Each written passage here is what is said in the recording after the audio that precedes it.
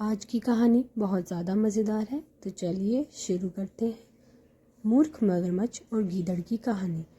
बहुत पुरानी बात है। एक तालाब में एक मगरमच्छ और कछुआ रहते थे। उसी तालाब में एक गीदड़ पानी पीने आया करता था। मगरमच्छ ने तालाब की सारी मछलियाँ खाकर ख़त्म कर दी थी। अब तालाब में एक भी मछली नहीं बची थी। मगरमच्छ को खाना न मिलने से अब मगरमच्छ को भूखा रहना पड़ता था। एक दिन मगरमच्छ को बहुत तेज़ भूख लग रही थी। वह सोचने लगा, मैंने तो तालाब की सारी मछलियाँ खाकर ख़त्म कर दी हैं। अब मेरे पास खाने के लिए कुछ भी नहीं है। अब क्या खाऊं? एक गीदड़ रोज़ यहाँ आता था, आज वह भी पानी पीने नहीं आया।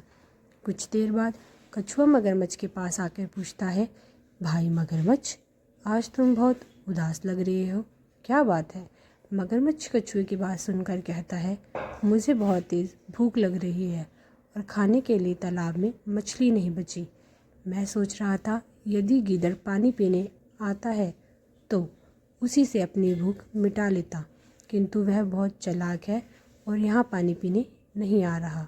मगरमच्छ की बात सुनकर कछुआ कहता है, भाई मगरमच्छ, इस तालाब की सारी मछलियाँ तो तुमने पहले ही ख़त्म कर दी हैं और गीदड़ भी तुम्हारे डर से यहाँ पानी पीने नहीं आता।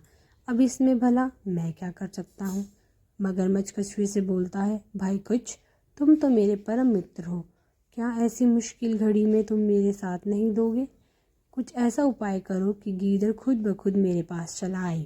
कछुआ बोला, मित्र, तुम्हें तकलीफ़ में देखकर मुझे अच्छा नहीं लग रहा। मैं कुछ उपाय करता हूँ। तुम एक काम करना, गीदड़ को यहाँ लेकर आता हूँ और तुम सांस रोकते हुए ऐसे पड़े रहना जैसे कि तुम मर गए हो। मगरमच्छ कछुए की बात समझ गया और तालाब में सांस रोकते हुए पड़ा रहा जैसे वह मर गया हो। कुछ ही देर में गीदड़ वहाँ से गुजरता है। गीदड़ को देखते हुए कछुआ ज़ोर ज़ोर से रोने लगता है। कछुए के रोने की आवाज़ सुनकर गीदड़ कछुए के पास आकर पूछता है, भाई कछुआ, क्या हुआ? तुम इतना क्यों रो रहे हो? कछुआ बोला, मेरा प्रिय मित्र अब इस दुनिया में नहीं रहा, मैं उसी की याद में रो रहा हूँ।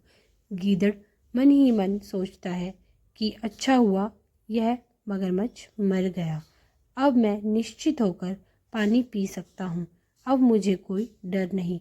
तभी कछुआ गीदड़ से कहता है, चलो भाई गीदड़, इस मगरमच्छ के ऊपर कुछ पत्तियाँ डालकर इसका अंतिम संस्कार कर देते हैं।